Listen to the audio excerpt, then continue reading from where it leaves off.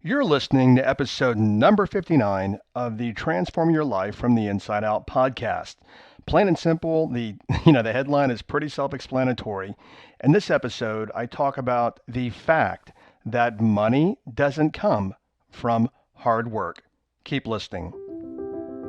Hi, I'm Jim Fortin, and you're about to start transforming your life from the inside out with this podcast. I'm widely considered the leader in subconscious transformation, and I've coached super achievers all around the world for over 25 years. Here, you're going to find no rah-rah motivation and no hype, because this podcast is a combination of brain science, transformational psychology, and ancient wisdom all rolled into one to take your life to levels you've never thought possible. If you're wanting a lot more in life, to feel better, to heal, to have peace of mind, to feel powerful and alive, and to bring more abundance and prosperity into your life, then this podcast is for you, because you're going to start learning how to master your mind and evolve your consciousness. And when you do that, anything you want then becomes possible for you. I'm glad you're here.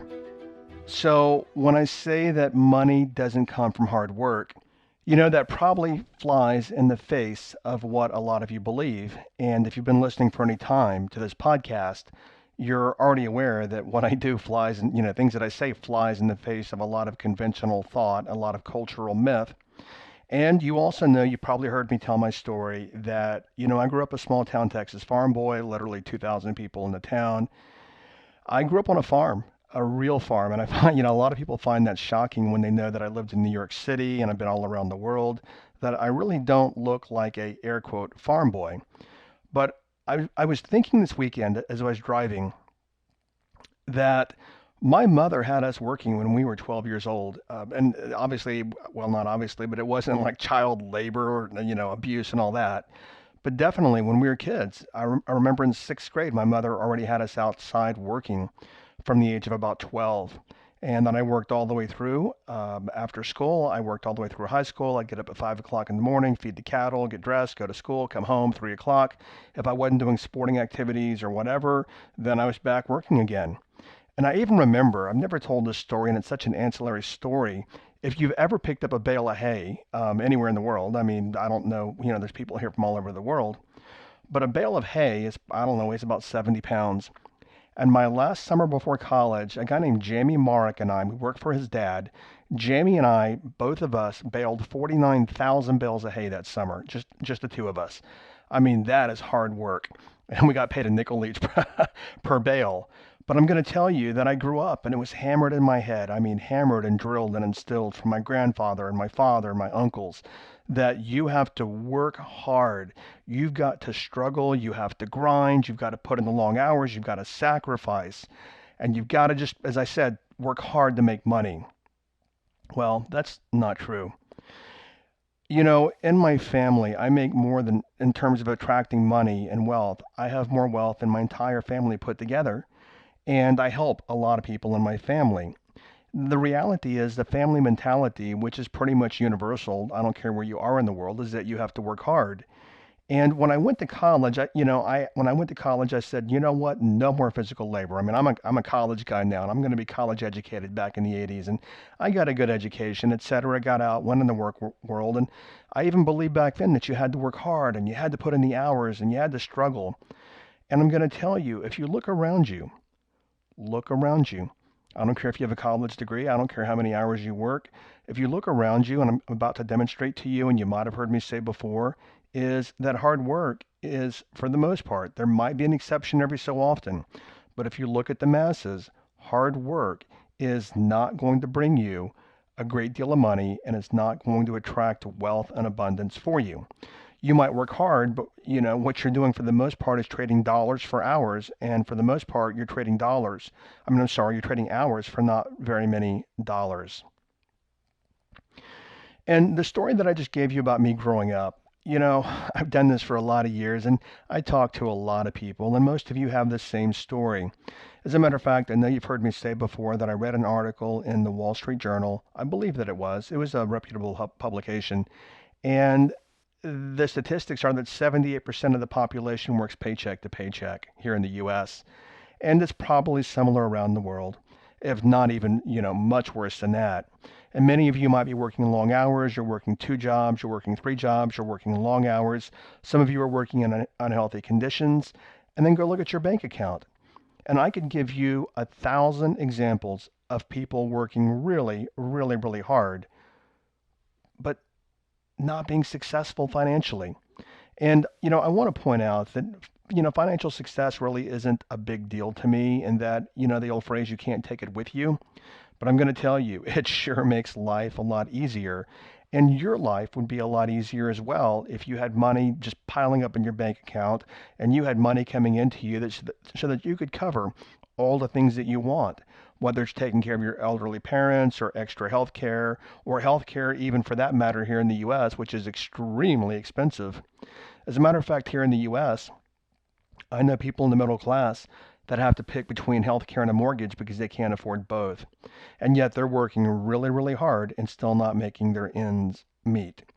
So if you look at your own life, and if not, just look out your window, look at people you know, look at your neighborhood, look at your family, look at your friends, I guarantee you, I 100% guarantee you, there are people working very, very hard, their nose to the grindstone. And guess what? They're not making a lot of money or they're struggling to make ends meet. Now, let's go somewhere else with this. And I did create a similar episode, episode number 9, which I definitely recommend you listen to. But I want to take a little different slant and talk a little bit more about where money comes from and give you some more perspective on it as well. I know because I get emails and Instagram messages all the time that many times you listen to something and you absorb part of it and you listen again later or you hear it in a different way. And then finally that little click, the little aha goes off and you're like, whoa, okay, I get it. All right. Most people work from what I call the Newtonian, which is Sir Isaac Newton, the Newtonian mechanistic model of the world. And basically, it's like the entire world is just a machine and cause and effect. If I do this, I'll get that.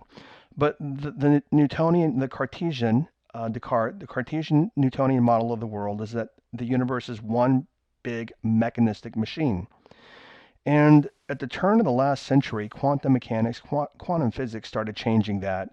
The work of Max Born and Werner Heisenberg and Wolfgang Pauli, they're the ones who actually coined the phrase quantum mechanics. And then we have Einstein a little later, and then Max Planck a little earlier, and then String. And all these scientists, all these physicists actually completely invalidated the mechanistic model of the world. So what quantum mechanics and quantum physics basically says is that everything in the universe, E equals mc squared, everything is energy. And what's interesting is that you are a radiating bundle of energy, and most of us have never really sat down to really, really grasp what that means. I mean, you literally are electrons, neutrons, and protons. You have consciousness running through you. So if this is the case, which it is the case, it is a fact of science, then the laws of the universe and consciousness apply to you, yet most people insist upon working on the or through the Newtonian Cartesian model of the universe being one big gigantic machine, and it's a 3D world, and I have to work in that 3D world, and I'm not working with what I call the invisible world, which is the world of physics. Now, let me go somewhere with this for you. Everything started to change for me in 1996. That was the year that I met my brother-in-law, Don Javier, the shaman. And that same year, I was in a bookstore and I picked up a book. Well, I used to read voraciously, and I mean a lot of books. I've read over 5,000 books in my life. So I'd go into bookstores and spend a half a day just picking out a dozen books. That would be my books for the month. And I picked up a little book called The Abundance Book. You can find it on Amazon today for probably $5. The author is John Randolph Price. Again, this was 1996. I remember I picked it up. It was September of 1996 because I remember where I was when I picked it up. And the books are really easy. I mean, it'd probably take you 30 minutes to read. And it has 40 days of meditations, 10 days of meditation repeated 4 times. And off topic here, what you're supposed to do is do the 10 days of meditation 4 times in a row. And just being candid with you, it took me many, many tries to be able to actually finish the 40 days of meditation. Whole different topic, and that would be a topic on habits, which I do have an earlier podcast about habits. One of the first episodes, I think first 10 episodes, is about habits. But in the book, he said something and it just made sense to me. And I had no basis, I had no foundation, I had no reason for it to make sense other than I used my sense, not my common sense, but my higher sense, SENSE, and it made sense to me what I read.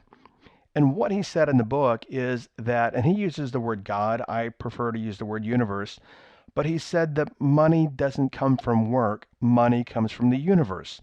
Now, if you've listened to episode number 9, you have heard me say that before. All right.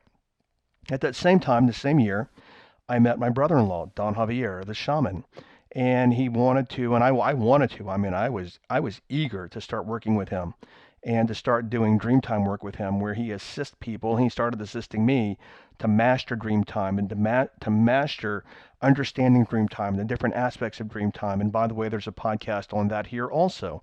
I think I call it Your Greatest Superpower or something like that, and it's Dreamtime. But back then, I'd quit my corporate job, and I was kind of hobbling along, waiting tables at that time, not making a lot of money, working hard, working so many hours a week, trading my time, my life energy for dollars, and not a lot of them, even though I was working at a nice restaurant. And he said to me one time, he said, "How come you've not started the instructions that I gave you?" And I said, "Well, I can't afford to pay you." Now, mind you, he never asked me for any money, not even one penny, literally not even one penny. And I don't know why I had this illusion that I had to give him a set amount of money, but I wanted to give him like XYZ amount of money. And he said to me, "Did I ask you for any money?" And I said, "No." And he said, "You know what? My job, I am here, meaning on the planet, I am here to serve." And he goes, "I do what I do. I do the service that I do, and I get my compensations from the universe."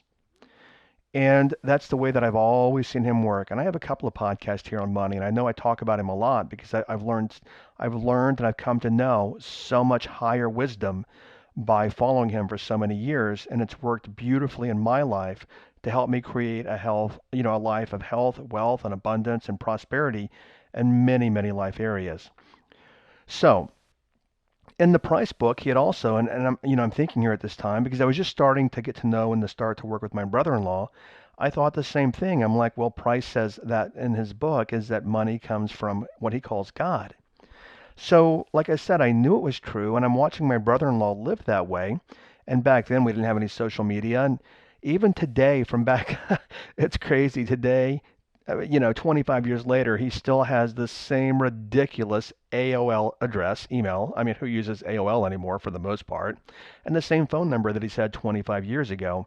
And I've watched the universe compensate him, yet I have no evidence in my 25 years with him, and I have no evidence from anyone that's encountered him, no evidence from anyone ever saying, "You know what, can you please give me money?" He has never said that. Why? Because he's also not a shaman, but he is a sorcerer. And a lot of people don't know what that means, and they don't think it exists. But he's a sorcerer, and being a sorcerer means that he works with source. And all of us, whether or not we know it, we work, with source, which I'll get to in just a moment. So the very first Christmas that I knew him, I said, "Hey, I called him Javier back then. I'm like, Javier, what do you want for Christmas?" And he says, "I don't know." He goes, "You know what?" He goes, "Why don't you get me a copy of a book called The Kabbalion?" And you spell it Kybalion. He says, "You know what? Many years ago, somebody gave me that book and I lost it over the years, and it would be nice to have another copy." Now, me thinking in the very simple way that I did back then, I thought, oh, okay, he wants a copy of the Kabbalion. No, that wasn't it. He doesn't need a copy of the Kabbalion. What he was literally thinly veiled doing is saying, "Hey, Jim, I want to introduce you to, and I want you to get the Kabbalion, and I want you to start understanding the Kabbalion." Now, the Kabbalion was written, it's believed, the manuscript was published in the early 1900s, but it's believed that the manuscript was written by Hermes Trismegistus, which means thrice great. He's also in Egypt known as Hermes, and it's an ancient manuscript of the seven cosmic laws. The first cosmic law is that the universe is mental. Now, this manuscript is literally believed to be thousands of years old. And when the first universal law is the universe is mental, Well, quantum physics is everything is consciousness. Everything is, and even thinking is consciousness, which is mental. All right, so I want to jump ahead here. As I said, I've read a lot of books, and I tell a lot of people to read a book that was written about, I guess, 100 years ago called The Science of Getting Rich. And it's by Wallace Wattles. It's an extraordinary book. It's a very simple formula and an extraordinary book. And I want to say that I endorse what's in the book through what I've learned in my own life experiences and what I've learned through working with a shaman and a sorcerer. And in the book, he says one of the main principles to getting wealthy, to attracting money, is to understand that there is a thinking substance that pervades all things. Now, listen again. A thinking substance, and this, by the way, was prior to even quantum mechanics and all the news about it. It was around that same time, but I mean, news traveled really slowly back in the early 1900s. And basically, Wallace Wattles says if you don't get this concept, then nothing else is going to matter when it comes to creating great wealth and abundance, is that there is a thinking substance that pervades all things in the universe, which in the Kabbalion, thousands of years old manuscript says the same thing in terms of the first cosmic law, everything is mental, and quantum physics validates it. So money doesn't come from hard work. It doesn't. It can, but really very unlimited supplies because also hard work is finite because to do hard work, you've got to trade your time and your energy to do the hard work, and your time and energy are finite. Therefore, the hard work is finite. Therefore, the wealth you can make from your hard work is finite. So what I'm sincerely wishing and sincerely hoping that you get here is that your level of wealth in life doesn't come from your behavior and your physical activity. It comes from your prosperity consciousness. So you can work hard and you can have high prosperity consciousness, and the hard work will contribute to the wealth. But you can work really hard and have low prosperity consciousness, and you're going to do nothing but work really hard and not attract a lot of money. What I'm sharing with you in this podcast and in episode number 9, I'm not sure the correct word that I want to use here, but this leaping from the Newtonian Cartesian model of the world, everything's physical, and I've got to go do things to make money, to the quantum mechanics, quantum physics model of the world, that everything is consciousness and everything is energy. That leap is, when I say I've got to be careful of words, but I'm going to use the word hard. That leap was one of the hardest leaps I ever made, and it's one of the hardest leaps for most people, is because in our behavior, we can see our behavior and we can say, well, if I do X, Y, Z behavior, and then I calculate X, Y, Z dollars or my metrics or my conversions or whatever, if I do X, Y, Z behavior, then I can make X, Y, Z dollars. If I punch the X, Y, Z time clock for 8 hours and I get paid $20 an hour, then I've got X, Y, Z dollars coming. That's all mechanistic. It's all mechanical. And to make this leap, requires, and Wallace Wattles said it, and I agree, is that we must embrace, we must come to know, we must own, we must work from that there is a thinking substance in the universe that pervades all things. Now, when I say thinking, that's a very nebulous way to put it, but basically what he's saying is everything is consciousness. And if you can't get your mind around that, then in my experience with me and watching the world is most of us continue to toil away and get up early and work long hours and not make and not attract a significant amount of money. Many years ago, I had a client when I did a lot of one-to-one coaching, and he refused to accept this. And literally, he was making what I would say is decent money. He was making $700,000 a year. And I actually had to let him go as a client because he wouldn't let go of his old paradigms about money and about service. And I'll just leave it at that for now. But he said to me, and he was always worried about money because he lived in California. He has 2 boys. They wanted to go to private school. He lives in a wealthy area of California. And he said to me, he goes, Jim, he goes, you don't worry about money because you have money. And I started, gently laughing. And I really liked the guy back then. I like him now. He's a good guy. And I said, no, you have it reversed. I have money because I do not worry about money. I have money because I do not worry about money. And I want you to look at your life.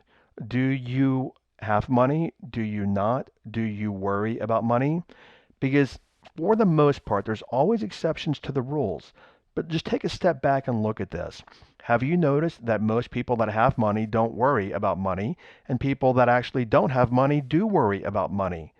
Do you see a big aha here, considering the fact that science demonstrates that everything is consciousness, the Kabbalion, the science of getting rich, everything is mental? Are you starting to see the correlation here that the more peaceful of mind that we are, the more wealth we can attract, the more abundance we can attract, and the more worry that we entertain, the more that we actually repel money. Because money is consciousness. Thought is consciousness. Consciousness has a vibration. Worry is consciousness. Peace is consciousness and vibration as well. So what I want to share with you, think about this, and this is the biggest leap for most people. I get it. And actually, I consider this to be one of the greatest victories you will ever experience in your lifetime is when you stop working from the 3D mechanistic model of the world and you start working from the quantum mechanics, the quantum physics, the consciousness aspect of you and the world and physics, and recognize that every thought that you have, even Ernest Holmes, who wrote The Science of Mind back in the early 1900s. Now, I don't have this in front of me, but let me see if I can recapitulate one of his quotes, and there's a good chance I will mangle this. But he said something along the lines of, and again, I'm not going to be able to recapitulate all of this, but he said, just imagine your mind so plastic, so receptive, that it receives the slightest impression of your thoughts. Not some thoughts, but every thought is taken up and acted upon. Actually, I think I nailed the first paragraph. But notice what he said there is that not some thoughts, but every thought is taken up and acted upon. So, what are your thoughts about hard work and what are your thoughts about money? And then again, do your own research if you want. Go to YouTube, look up the double slit experiment, double slit, S-L-I-T experiment on YouTube. Watch the one by Dr. Quantum. And basically, the material world around you bends to your consciousness. So I also want to point out, actually before I point this out, have you ever noticed that the people who need the money the most have the least amount of money, generally speaking? And that's pretty much 9.9 times out of 10. The people who need the money the most, which where is their consciousness, where is their energy, have the least amount of money. Why? They have the least amount of money because their need for money and their wanting money, which is worry and fear and angst, these are all vibrations. They create a corresponding experience in the physical 3D world around them. This, again, is why money does not come from hard work, or at least a paradigm that I've got to struggle and I've got to work till my eyeballs bleed and I've got to just bang it out and I've got to hustle and I've got to be the first one up in the morning. Every bit of that's absolute nonsense. Okay, so to contribute more to this is go listen to episode number 9. And in it, I talk about this, but in a different way. And I think if you take episode number 9 and you put it with this one, that may actually help you chip away even some more and give you more epiphanies and more ahas about how to attract the kind of abundance and prosperity that you want into your life. Okay, so the big leap is this, and requires trust. And the the second hurdle, when I say it requires trust, I've been there. I've been there before. The first hurdle for most people is to stop working from the 3D mechanistic model of the world and to fully embrace that we are consciousness. We as beings, we have energy running through us. You might have heard me say before, we have a heartbeat, which is energy. We have an EEG and an EKG, brainwaves and a heartbeat. We are electromagnetic beings. Sit with that for a second. You are an electromagnetic being. Because without electromagnetics running through your physical body, which is your 3D body would be a dead bag of skin. So the fact that you're an electrical magnetic being also means that you are subject to the laws of physics, which are the laws of the universe. And what that means is that you're part of consciousness. And what that means even further is that wherever you hold your consciousness, according to the double slit experiment, wherever you hold your consciousness, The physical world, because it's responding to consciousness, actually organizes its way around you. So what a lot of you are doing is you're working from circumstance, and then you feel bad about the circumstance you're working from because you know what? I'm working all these hours. Oh my gosh, I'm really, really tired. And then I look at my bank account and I feel bad. And then because I feel bad, what's happening is I'm actually creating that and putting that out in the consciousness, and the universe is returning that to me. You know, in episode number 9, which is your transformational takeaway, is I clearly lay out that the layers and levels of thinking.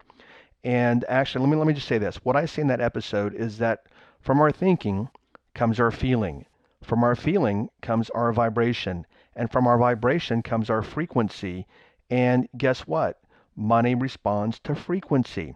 And when you think things like, I'm going to worry, worry, worry, then you feel. And that brings your vibration and your frequency down. When you're thinking that, you know what, I'm grateful and money flows into my life and money's easy to attract and I am part of this, this quantum soup. And when I feel rich, I vibrate that and that frequency brings it to me.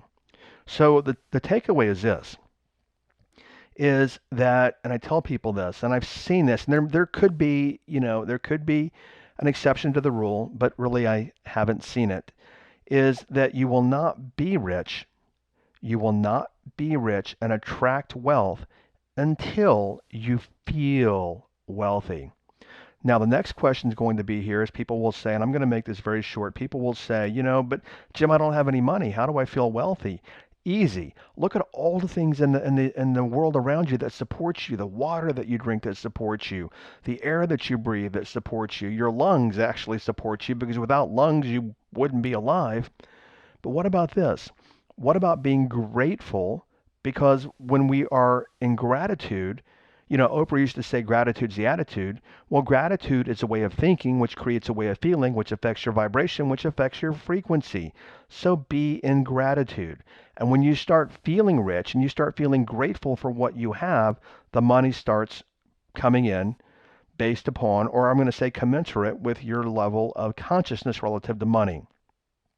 Okay, so I think in our time together, I have fully dispelled, and I'm probably going to do some more episodes on this because again, 78% of Americans alone live paycheck to paycheck.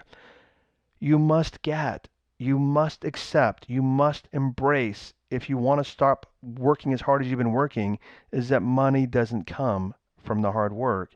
It comes from your consciousness. And when you're working from the 3D mechanistic model of the world and money comes from hard work and hard work comes from your time and time and energy are finite, what happens is you are then at fail point. That's what I call it. You're at fail point when it comes to attracting a significant amount of abundance into your life. Okay. So the next episode is a Q&A episode from Kathy. And her question is this. Her question is, you talk about working from point B, meaning where you want to go in life, to point B, meaning instead of trying to work from where you are to where you want to be, work from where you want to be, which is point B. And then she says, but I don't know what my point B is. Well, she says many other things, and I'm going to take it apart in the next podcast.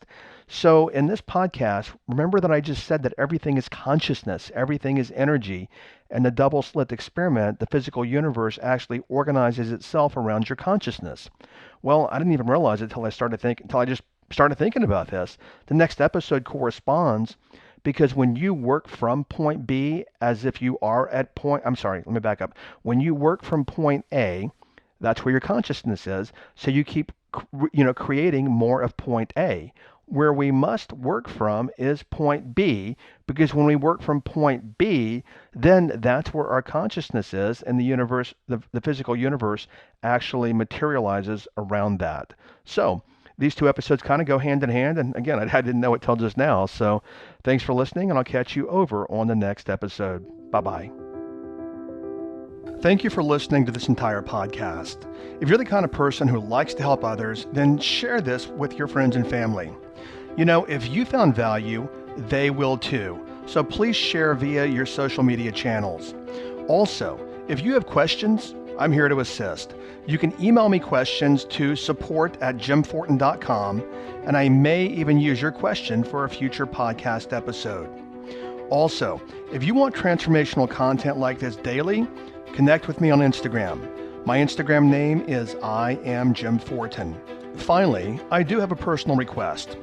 I believe that we're all here to help others and to grow and evolve ourselves. Together, you and I, let's help more people. If you would please leave a review on iTunes, and a good one by the way. I'd be grateful, and through your assistance together, we can transform more lives. Thanks for listening.